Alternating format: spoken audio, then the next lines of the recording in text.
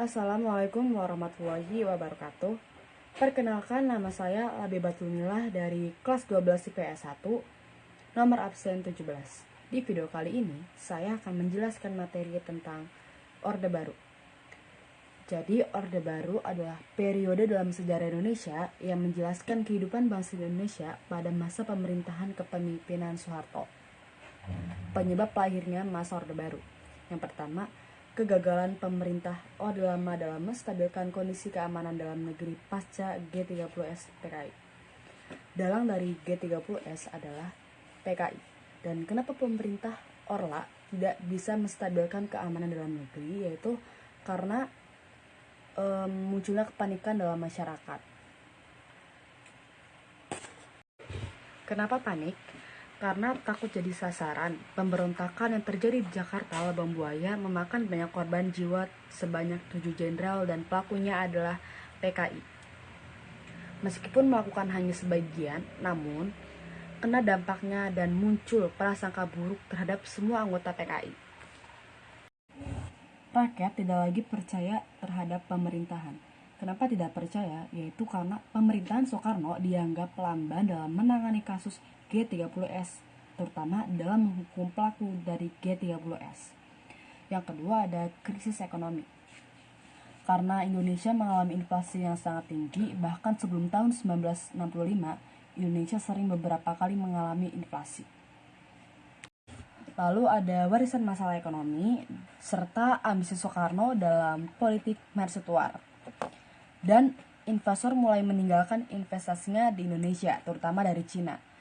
Penyebab investor asing pindah yaitu karena situasi di Indonesia pada saat itu yang tidak menguntungkan. Pemerintah sebenarnya tidak tinggal diam dalam mengatasi inflasi yang sangat tinggi dan krisis ekonomi. Pemerintahan juga mengeluarkan kebijakan, yaitu ada kebijakan Senaring atau penurunan mata uang.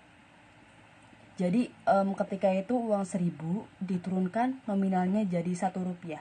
Kebijakan tersebut dinamakan sebagai Gunting Samsudin. Yang kedua ada pembekuan simpanan rakyat di bank. Selanjutnya adalah demonstrasi. Demonstrasi yang dilakukan oleh mahasiswa yang terjadi pada tanggal 10-13 Januari 1966. Demonstrasi adalah unjuk rasa yang dilakukan oleh rakyat yang disebabkan oleh ketidakpuasan rakyat terhadap pemerintahan Orde Lama. Demo ini berhasil karena Orde Lama diganti dengan Orde Baru. Tujuan demonya yaitu tritura. Yang pertama, bubarkan PKI. Bentuk kekesalan rakyat karena Soekarno lambat dalam menangani peristiwa G30S dalam menghukum.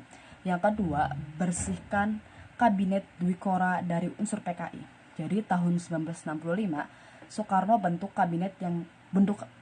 kabinet baru yang dikenal dengan Kabinet Dwikora.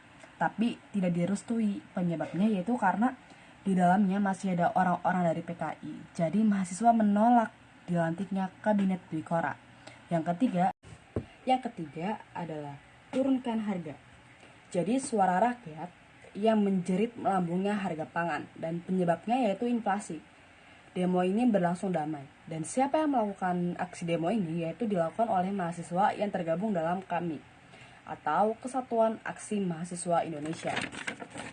Organisasi yang tergabung dalam KAMI yaitu yang pertama ada HMI atau Himpunan Mahasiswa Indonesia, yang kedua ada IMM, Ikatan Mahasiswa Muhammadiyah, yang ketiga adalah buruh. Tujuannya yaitu untuk menyatukan kekuatan organisasi sayap kanan yang menentang sayap kiri. Kenapa organisasi atau demo ini berhasil menumbangkan rezim yang sudah sangat lama memerintah Indonesia? Yaitu karena lawan mereka pemerintah dan juga ada pro dan kontra. Pemerintah terpecah jadi dua, terutama golongan tentara. Pihak kontra ada AU, Angkatan Udara, AL, Angkatan Laut, dan Cakrabirawa. Mereka adalah loyalis Soekarno. Kalau pihak pro-nya yaitu ada Angkatan Darat.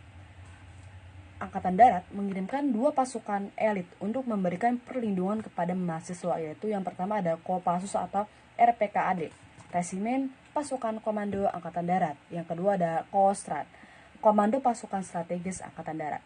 Ketua Kostrad yaitu Brigadir Kemsil Idris. Mereka bergerak atas instruksi Soeharto. Kenapa demonstrasi 1966 ini mengalami keberhasilan? Yaitu karena didukung oleh AD. Jadi RPK AD dan Kostrad dikirim untuk memberikan pengamanan kepada mahasiswa. Dan bentuk akhirnya pemerintah Soekarno mengeluarkan surat Super Semar dan Soeharto dilantik jadi presiden 1967. Oke, sekian saja dari saya, kurang lebihnya mohon maaf. Wassalamualaikum warahmatullahi wabarakatuh.